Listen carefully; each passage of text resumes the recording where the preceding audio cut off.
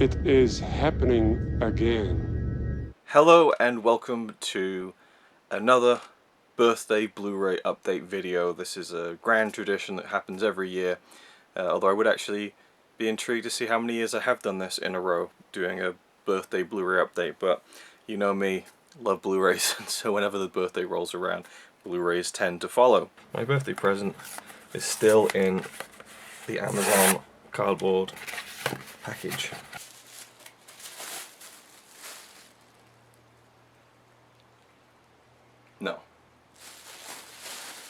No, that's not real. This is, I guess this was the reaction you were hoping for. Maybe not the exact reaction you were hoping for, but you knew I was going to react. Holy motherload. Yeah, what was that? A birthday Blu-ray update, yes. And I finally rounded off the Steelbook collection. I got the final Master of Cinema Steelbook that I've been missing from the collection. Repo Man by Alex Cox. A birthday Blu-ray update. I do one of these every year. It's going to be a bit of a mixed bag. In fact, talk about mixed bag, here's a bag. I have this this Star Wars The Force Awakens bag. This video was sponsored by The Force Awakens. My annual birthday Blu-ray blowout bonanza where I got all the stuff that I got for my birthday and with birthday money and so on and so forth. You know the drill by now. A belated birthday Blu-ray update, and it's belated because my birthday was last week. I'm usually pretty snappy and on the ball with these things, but it has been so hot lately.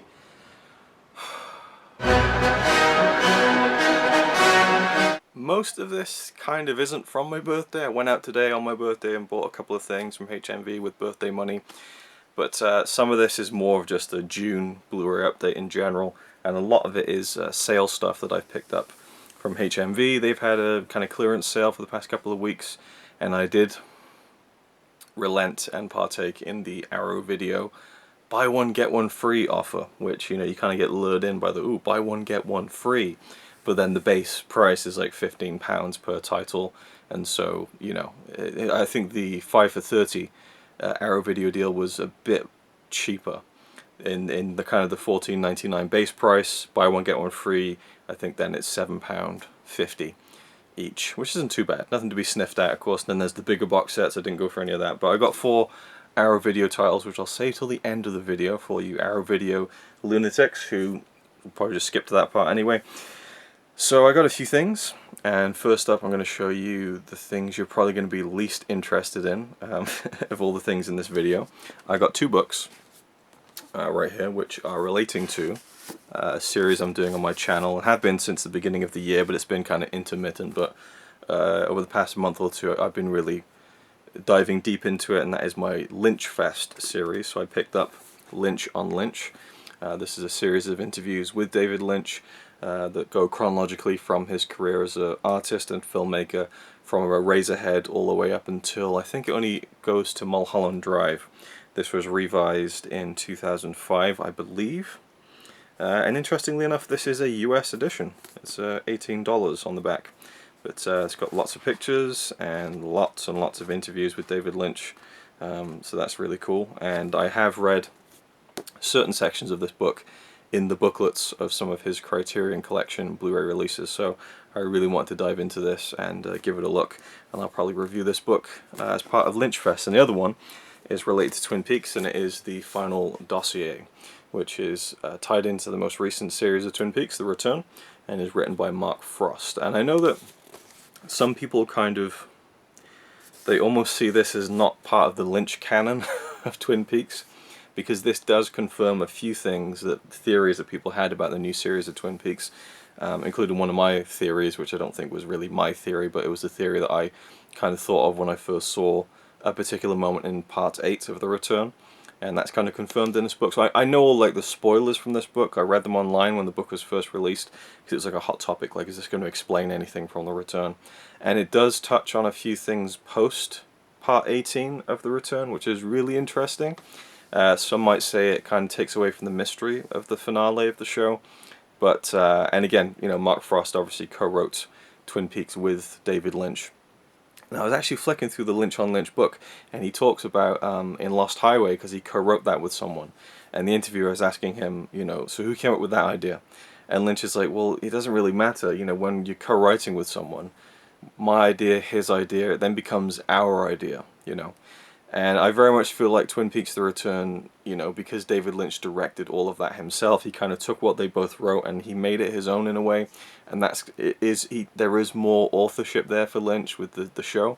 And I think Mark Frost, as a writer, wanted to do his kind of, you know, authorship moment with Twin Peaks, and that's what he did with this, and also The Secret History of Twin Peaks, which I haven't read, and I definitely want to get to that one too. But I'm excited to check this out. I know it's an interesting style. It's kind of like a dossier, like it says on the front. It does say a novel on the front, but these are very much kind of case files, as written by Tamara. Is it Tamara? Tammy? Tamara Preston, yes, who is a field agent in the... I won't even say what she's with in case anyone hasn't seen the show. But there you go. So I thought I'd grab those two books.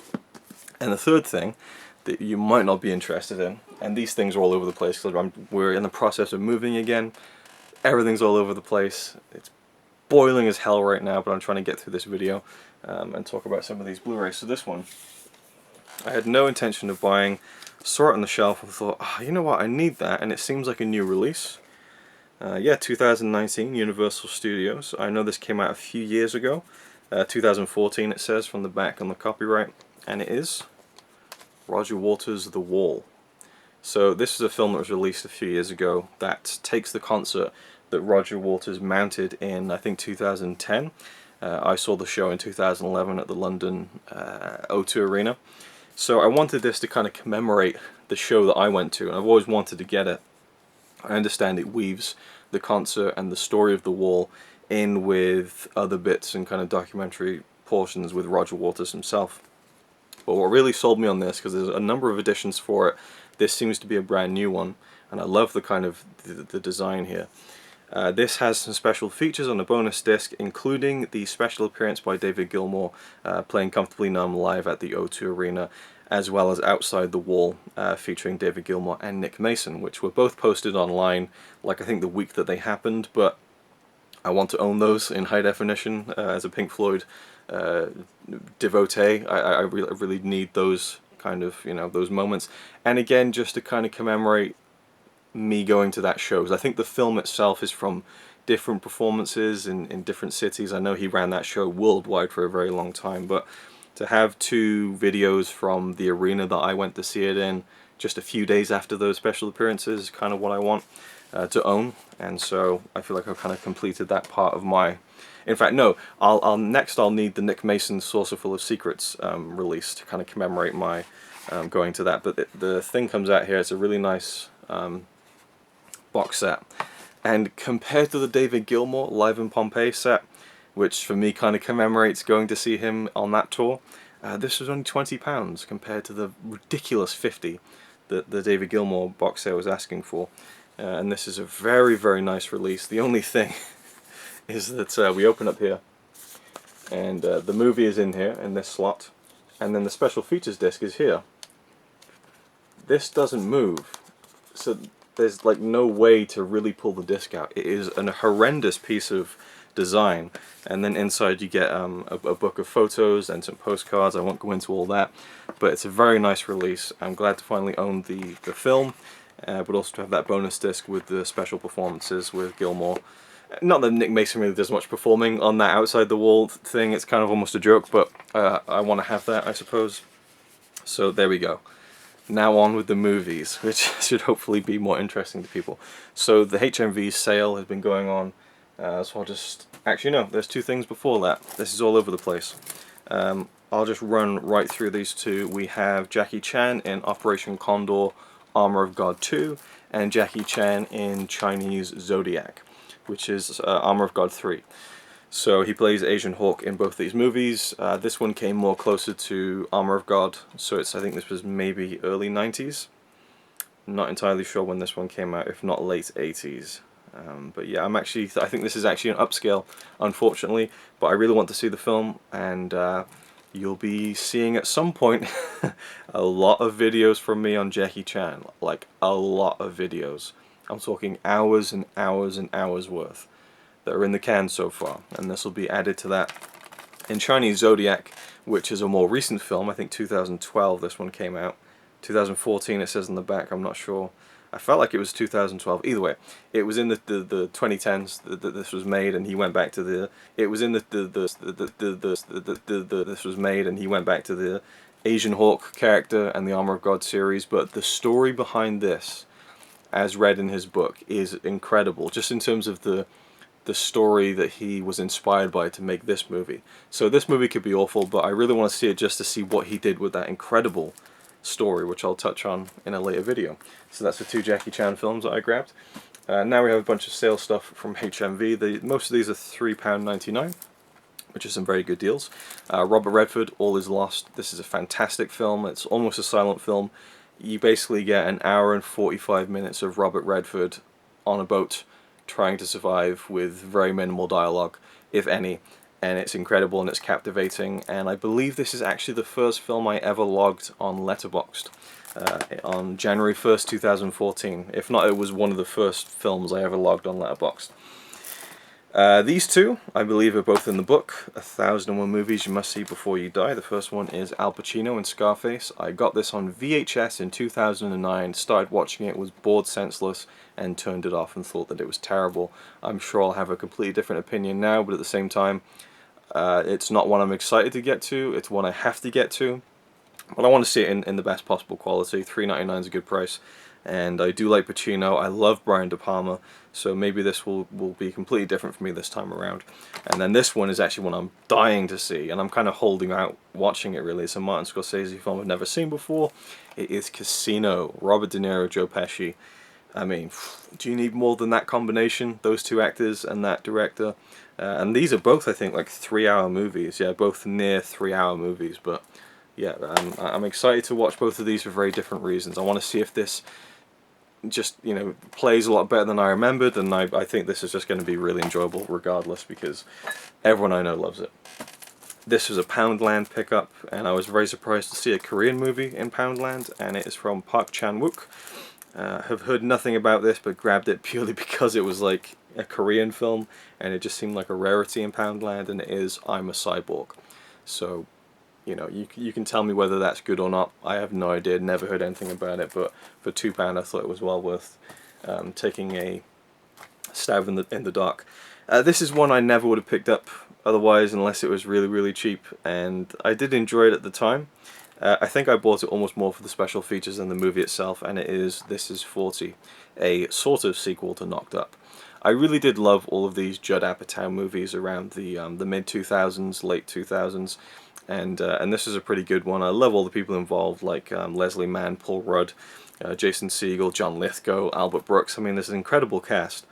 But there's like all sorts of like extended scenes, gag reels, alternate lines. I love all that stuff, so I'm looking forward to checking that out with that film. This one I have an interesting relationship with, because I thought it was great when it came out.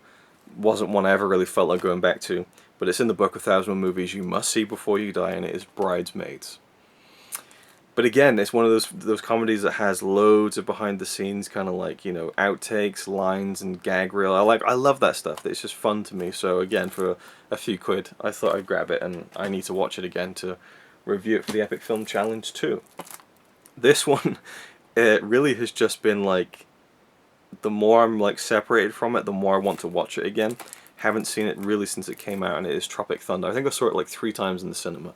Loved this film. So funny. And I don't think I've really seen it since I've been so familiar with Robert Downey Jr. In fact, no, yeah, because I think 2012 was when I watched like the Iron Man movies and the Avengers, so I haven't seen this film for almost 8 years, I think. So it'll be really weird to see Robert Downey Jr. in this very outlandish role here, which, yeah, I think was Oscar nominated as well. But and I think this has like, oh, is this the one that has the because I'm sure they have like a similar kind of like Hearts of Darkness parody, like a making of documentary. I'm not sure if this is included or not. So I know there's a 2-disc edition out there, but either way, you know, again, this one has a lot of special features. I do think that he does the audio commentary like he says in the film, So I really want to see the Robert Downey Jr. in character audio commentary, or listen to that commentary as well. Then we have a film that I heard good things about when it came out, just never got around to seeing it, and it is Hannah. I think Saoirse Ronan is an incredible actress. I think she's fantastic, and this is one of her earlier roles. Cate Blanchett, I'm kind of sold, you know, don't need to look into it too much as far as I'm aware. She's a young assassin. And then this one I heard Scroobius Pip talking about on the Films to Be Buried With podcast and how much he loves this film. And it doesn't take much to sell me on it because it's a James Stewart movie, and it is Harvey, which I've heard a few things about. I know the story, sounds very outlandish, I'm intrigued to see how it plays out, but man do I love Jimmy Stewart, so definitely had to grab that for $3.99. So I said I was going to leave the Arrow video stuff until last, so with that in mind, I'll now grab, actually I'll show you, there's one other thing, very briefly. This is not a movie or a disc release or anything, but it is Stranger Things, a notebook. But I just love the design of it. And when you actually take the notebook out, it is like a VHS tape. I think that's really cool. I want to start writing again properly, because I feel like I take notes and I just don't know why I'm showing you lined paper, but I make notes on Word files on my laptop, and I want to get back to actually doing proper, you know, just writing things down, because I have lots of ideas and I just try and hold on to them and then I forget them, so that's kind of the rationale behind that. Right, so we have here a film I saw in Tesco and thought I'll grab that for £5, and it is the Lego Batman movie. I really enjoyed the Lego movie. It was one of those things that came out, everyone loved it. I thought, really? The Lego movie? Watched it, thought it was great, and then really enjoyed the Batman character. Watched this one, thought it was even better. Really, really loved this film. The second one I didn't like as much, and before the second Lego movie we watched the first one again. I didn't like that one as much, but what I did like in the Lego movie Part 2 was Batman, so I thought I'd pick it up for £5. It's pretty much a no-brainer. Big Batman fan, had to get it at some point. This one, yeah, oh man, okay, this is like not about the movie at all, but I'll tell you what the movie is first. It is Tomb Raider. This was gotten really cheap, with a nice slipcover with an embossed title. I love this film. I think she was fantastic as Lara Croft. I think this is a great kind of, you know, action-adventure movie in the vein of Indiana Jones, etc. I really, really loved it. I think this is the best video game adaptation in a movie that I've seen so far. She just really brings it, and I really was engaged in her story with her father. I think the acting's really good, and the action's really good. I just really like this film, so I thought I'd grab it for a few pounds, and it had a sticker here, like a really garish red sticker, like learn more about Lara Croft and the special features. So I very carefully peeled it off, and there was all this residue. So I did the trick where you take the sticker and you kind of lightly dab it and you kind of pull the residue off. And I was like a surgeon, fucking, like I was taking it all off. It was beautiful. Like I was just restoring this slipcover to its original beauty. And then I kind of went a step too far and tore some of the actual slipcover off, really inadvertently. So I've kind of actually used a pen to fill some. Yeah, you can kind of maybe see that there, unfortunately. And I'm just like, what the fuck? Does it really matter? Like, this is Tomb Raider. It really doesn't matter, but there you go. But I really love Tomb Raider, and you know, saw it there for like, I think £4. Yes, please, I'll take that. This one, this is kind of a theme of 2018 movies, actually, but this one, really, really glad it got a Blu-ray release in the UK, and it is one of my favorite films from 2018, Annihilation. Fantastic film. Yeah, it's on Netflix, but this is a visual movie, and I want to see this in kind of uninhibited, kind of solid, stable Blu-ray quality, not the kind of streaming stuff. Which, to be fair to Netflix, their streaming quality is fantastic. Even on connections, internet connections that aren't too good, I think they've really made that service stable and looks great. But I want to see it on Blu-ray, and yeah, maybe a 4K pickup for this would have been good, but I'm still nowhere near getting on the 4K train. So yeah, I thought this film was fantastic. I did make a kind of video on this for Joe Blow, if you can go check that out. But yeah, I didn't really talk about this much or review it when it came out. Maybe I did review it, I'm not too sure, I can't remember. But it's a fantastic film. Definitely needed to pick that up and was glad to see it on the shelf. Okay, I had to take a quick break there, and we're back with A film that is also in the book, 1,000 Movies You Must See Before You Die. This is the 70th anniversary edition. This was released in like a £25 like Uber box set with like all sorts of fancy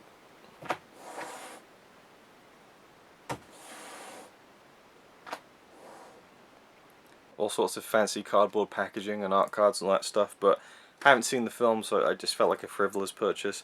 But they had a they had a version that's just the regular old Blu-ray for a decent price, and it's a film I've really wanted to see because I love the actor who appears in this film as many different characters, and it is Kind Hearts and Coronets, one of the Ealing comedies from the 40s, I believe. Yes, 1949 this one. And apparently Alec Guinness plays 8 different characters in the film. So I don't really need much more than that. And I haven't seen any of these kinds of era films in general, like the Ealing comedies, but also really Alec Guinness pre River Kwai, I guess, which I suppose wasn't too long after this, but regardless. It's a film I've wanted to see for many years, and it seemed like a perfect opportunity to grab that and to then check it out. This one, to go to a completely different kind of movie, is one I wasn't going to grab straight away, even though I really wanted it, because I figured it would go down in price, and it has now encountered a price drop. It's, I think, pretty much everywhere now it's £10, and I thought, that's a good enough price for me to grab this movie. And I wanted the slipcover, just because I'm that kind of weird guy, I guess. I'm not like a ridiculous slipcover hound or anything, but if I'm getting a new release, I'd like to get the slipcover with it. If I'm paying like £10, I like to have a slipcover with it, if that makes any kind of sense. And HMV, they didn't have any slipcovers, so I left it.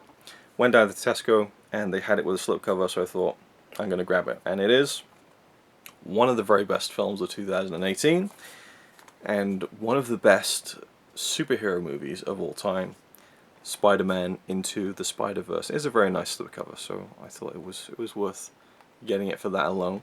I have started watching some of the special features. They're, as I would expect, very kind of sing-songy, like aren't we so great, it was an amazing time making the movie, like all the, yeah, it's kind of interesting, but it isn't really nitty-gritty behind the scenes making. I like to see more technical stuff about how they did this, and this is a film that when I first saw the trailers I thought, you know, it looked cheap to me. I thought it looks like they're animating on every second frame, doing 12 frames per second, just to kind of cut costs. But when you see it on the big screen, it just opens up, and it's unlike anything you've ever seen before. And I want to make a video not just on this, but on Spider-Man in general. I want to do this big kind of Spider-Man video, because it really feels like we're in this kind of renaissance for the character at the moment. There's a lot of Spider-Man out there right now, and I want to talk about that, and this film is a big part of that too. But I loved this film.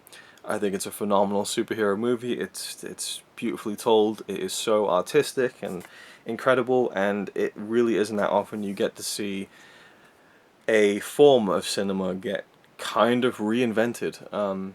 You know, they don't reinvent the wheel, but they definitely add a few spokes to it that weren't there before.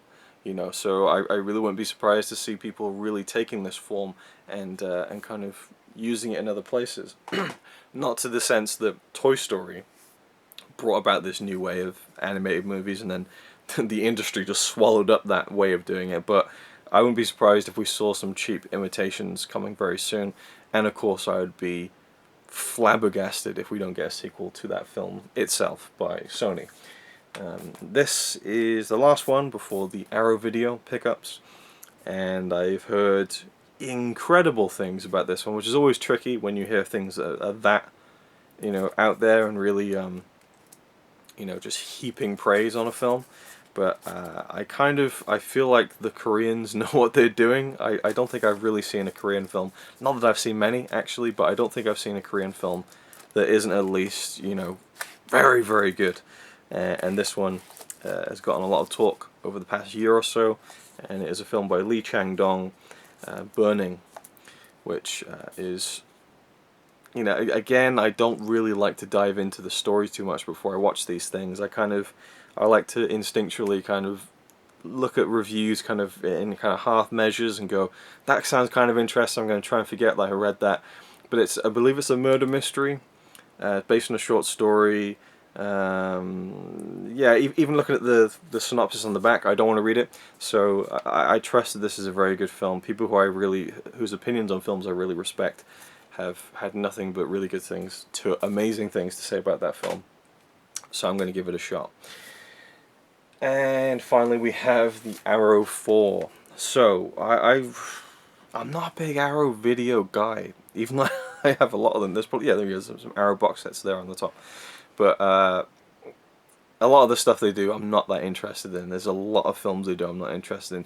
As a company, fantastic. The way they present their releases is second to none. Like they're really up there with Criterion, I think, and the fact that they focus on films that aren't as lauded as the films that Criterion releases, I think, but treat them with the same kind of respect and give them the same kind of lavish treatment, I think is almost more impressive. It's like, yeah, of course you're going to make an incredible edition about the Magnificent Ambersons, why wouldn't you?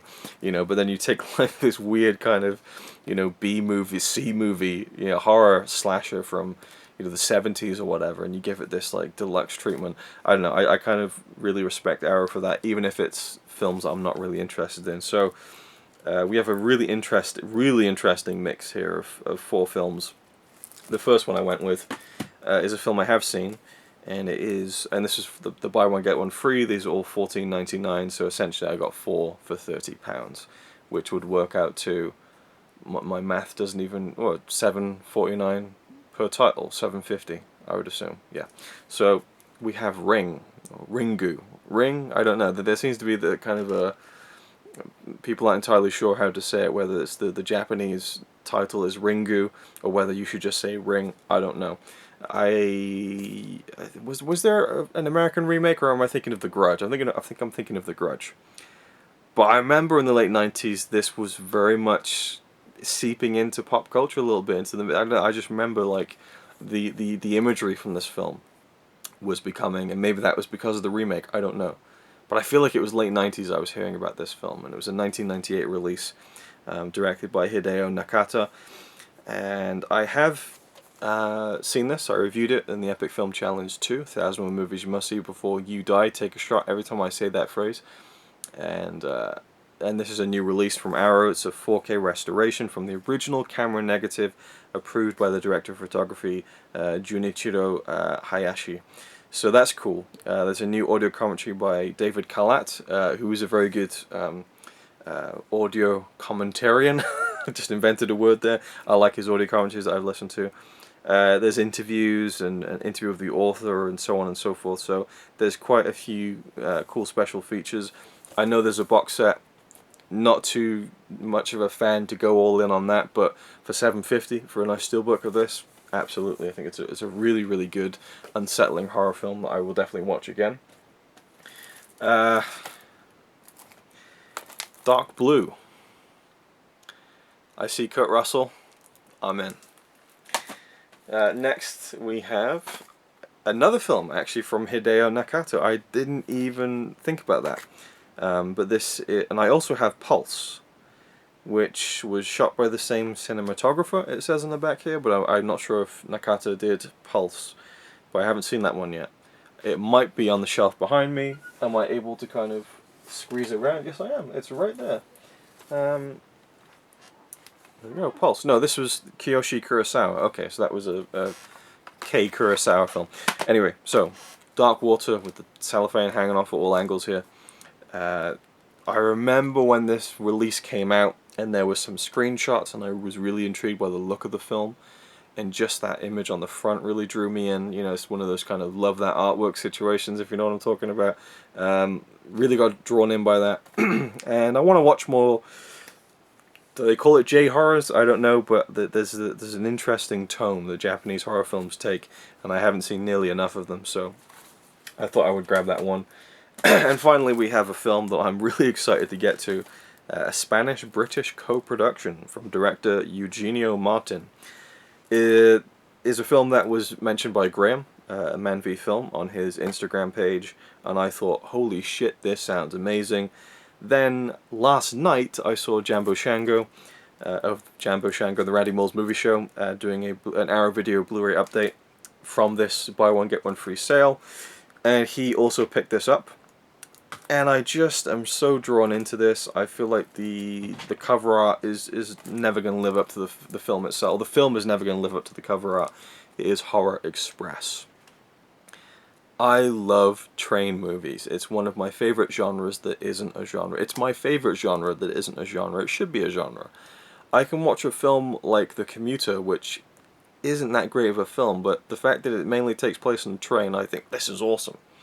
You know, and then there are great films like Snowpiercer, Train to Busan, The Lady Vanishes, many films that have sections on it. Even like to go to, what's that film called with Kristen Stewart? Ah, it was so good. I love that film. Personal Shopper. It's not a train movie, but there is a big section in the middle where she's on a train, and I love that stuff. Something about Shanghai Express is another great one. I love train movies, so give me a film that's set primarily on a train, I'm going to like it regardless, but you then throw in Peter Cushing and Christopher Lee. How could I not love this film? You know, it just seems like a match made in heaven for me. I love Peter Cushing. I think he's so great. And over the past couple of years, I have dived into some of the Hammer horror stuff, and I love them two together as well. So there's a bunch of special features on this, but I just want to see the film. You know, so I might get to this really soon and maybe do a movie vlog on it. I don't know. Maybe do a Conquering My Collection video, which I need to get back to doing those. But the Trans-Siberian Express, like that again, train movies with a snowy kind of landscape, even better. Runaway Train, holy shit, amazing. So yeah, I'd never heard of this film until like a few days ago, and it was like probably the highest priority for me to get this one. I did look at Boondock. Is it Boondock or Boon? Yes, the Boondock Saints. Right. I did look at that. I contemplated it. I thought I'd go for the Kurt Russell one instead, because I think I'm probably more likely to enjoy that one. But I was intrigued by the Boondock Saints, so maybe down the line someday. But there you go. That's been a very rambly, disjointed, unfocused, and whatever Blu-ray update video. I'm very distracted right now, again in the process of moving again, but it was a nice birthday going into HMV and Poundland looking for film. Like I did a deep, like I went through every section. I looked at well, not every Blu-ray, but I pretty much went through the whole store at like an hour and a half. Like I really looked at everything and grabbed kind of stuff that I thought, you know, like that's stuff I really want to watch. There were plenty of Blu-rays I picked up. I thought, I don't need that. I want it, but I'm not going to watch it anytime soon, so I'll leave it. You know, so I did well, I think, as far as that goes. And again, a lot of these were picked up sporadically throughout the past month. So that is it. Thank you for watching. Hope you enjoyed. Leave me your thoughts down below on any of the films I talked about or anything else, and I'll see you in the next one. It's alright by me. Apart from the fact he throws cans and calling into a tree. Yeah, he's really cool. Yeah, he's really cool. But he's not quite as cool as you.